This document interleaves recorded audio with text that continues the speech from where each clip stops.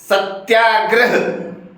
सत्याग्रह हा शब्द आला तर आपल्याला थेट महात्मा गांधीची आठवण होते. कारण महात्मा गांधींनी सत्याग्रह हे हत्यार उपसून भारताला स्वातंत्र्य मिळवून देण्यात योगदान दिलेलं आहे.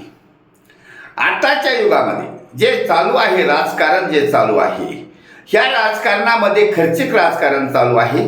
लोकशाहीचा बट्ट्याबोळ होत चालला आहे.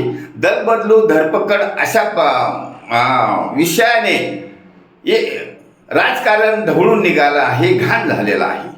आणि यामध्ये आजपर्यंत तरी 25-30% जास्त मतदान घेणारा उमेदवार आमदार, खासदार, मंत्री झालेला नाही. 70-75 वर्षाचा इतिहास काढला तरी असा माणूस जन्माला आलेला नाही. त्यामुळे मतदारांनी सत्याग्रह करण्याचा निर्णय घेतला आहे. मतदारांनी अघोषित सत्याग्रह केला आहे.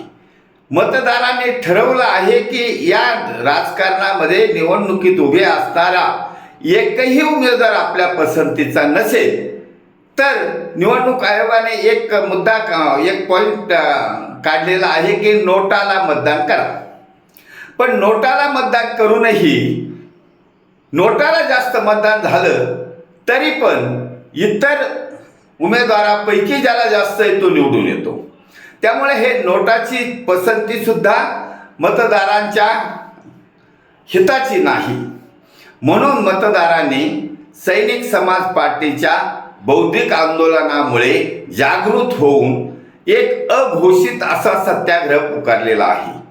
मग सत्याग्रह म्हणजे काय केला आहे की आपला मतदानाचा अधिकार, योग्य उमेदवार एकही नसल्यामुळे मतदानाचा अधिकार गाजवायचा असेल तर नोटाला गाजवता येईल, परंतु त्याचाही उपयोग होत नाही. त्यापेक्षा सुज्ञ मतदाराने मतदानापासून अलिप्त राहण्याचा सत्याग्रह पुकारलेला आहे. हा अलिप्त राहण्याचा सत्याग्रह म्हणजे या राजकीय नेत्यांना धडा शिकवायचा आहे. राजकारणात असलेल्या भ्रष्टाचारी, वंशवादी, गुंड प्रवृत्तीच्या 90% लोकांना धडा शिकवायचा आहे.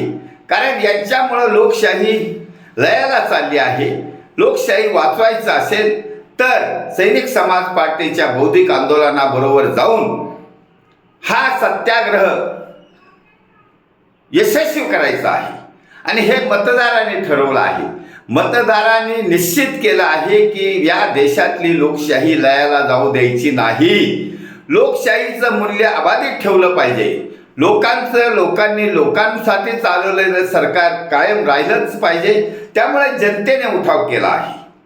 जनतेने उठाव असा केला आहे की फक्त ह्या मतदान प्रक्रियेपासून अलिप्त राहायचं आणि ज्या वेळी योग्य उमेदवार येईल, सैनिक समाज पार्टीचा योग्य उमेदवार येईल, त्या वेळेला मात्र त्या उमेदवाराला अल्प खर्चात निवडून द्यायचं आहे असं ठाम निश्चय केला आहे.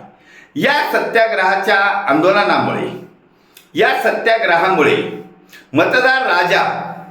मतदार राजा या महाराष्ट्रामध्ये छत्रपती शिवाजी महाराजांच्या रयतेच्या राज्याची पुनरावृत्ती करण्यासाठी सैनिक समाज पार्टीचं खास सरकार सत्तेवर बसवण्याचा ऐतिहासिक कार्याच्या उंबरठ्यावर नेऊन पोहोचली आहे.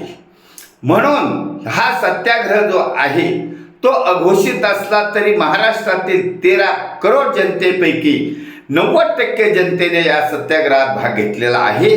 त्यामुळे लोकशाही अबाधित राहणार आहे, लोकशाही टिकणार आहे आणि लोकशाहीचं जनलोकतंत्रात रूपांतर होणार आहे.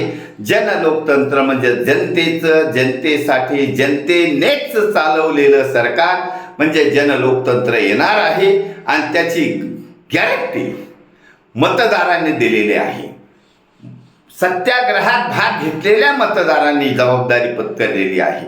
महाराष्ट्रामधून हे जे वातावरण आहे हे संपूर्ण देशामध्ये जाणार आहे आणि संपूर्ण देश हा या लोकशाहीच्या मार्गाने स्वातंत्र्य राहणार आहे. प्रत्येक नागरिक सुरक्षित आणि स्वातंत्र्याची अनुभूती करणार आहे.